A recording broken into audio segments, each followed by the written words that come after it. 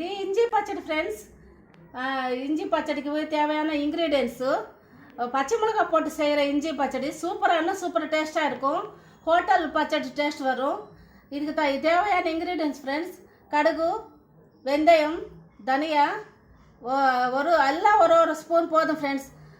கடல் பருப்பு ஒரு ஸ்பூன், உளுத்தம் பருப்பு ஒரு ஸ்பூனு, 2 ஸ்பூனு கல்லுப்பு, அப்புறமா புளி மாத்திரம் நிறைய வேணும். இது கொஞ்சம் காரமாக இருக்கும்.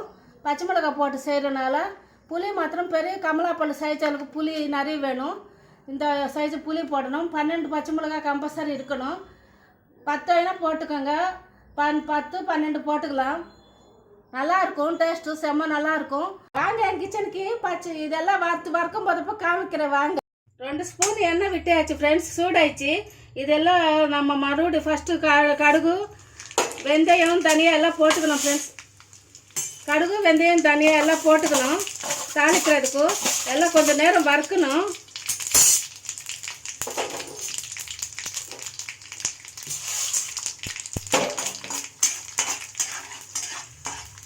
ரெண்டு நிமிஷம் வறுத்தா போதும் ஃப்ரெண்ட்ஸ். கடுகு, தனியா, வெந்தயம் எல்லாம் போட்டாச்சு. கடல் பருப்பு, உளுத்தம் பருப்பு. இப்போ பச்சை மிளகாய் போடணும், வறுக்கணும். பச்சை மிளகாய் போட்டு கொஞ்சம் நேரம் மூடி வைக்கணும். இது நல்லா வெந்தணும். அப்புறமா நம்ம இஞ்சி போட்டுக்கலாம் கடைசியில். இஞ்சி கூட போட்டாச்சு ஃப்ரெண்ட்ஸ். இஞ்சி கூட வறுத்துட்டா நல்லாயிருக்கும். டேஸ்ட்டு செம்ம நல்லாயிருக்கும். இஞ்சி கொஞ்சம் நேரம் வறுக்கணும்.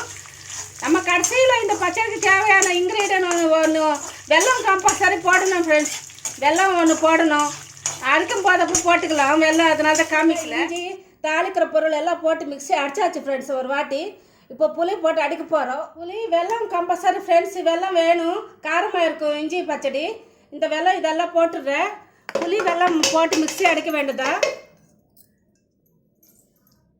பச்சடி ரெடி ஆகி போச்சு ஃப்ரெண்ட்ஸ். சூப்பராக வந்துச்சு. இஞ்சி பச்சை மிளகாய் பச்சடி இது சூப்பராக வந்துச்சு.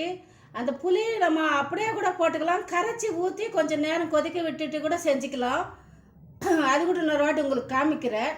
கொதிக்க விட்டுட்டு கூட செஞ்சுக்கலாம். சூப்பராக இருக்கும். என்னோட channel moms tips friends. Please subscribe me.